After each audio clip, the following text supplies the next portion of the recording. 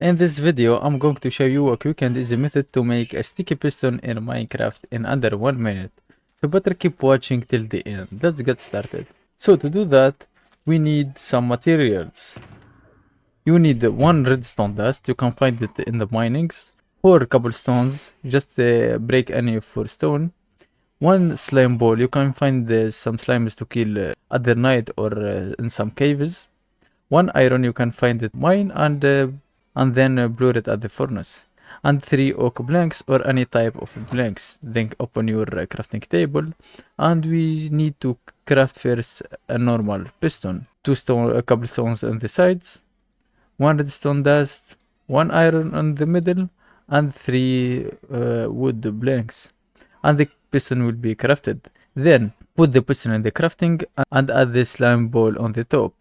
And as you can see, sticky piston is now ready to be crafted, as you can see right here. I hope this guide was helpful. If it was, please consider subscribing, liking the video, and thanks for watching.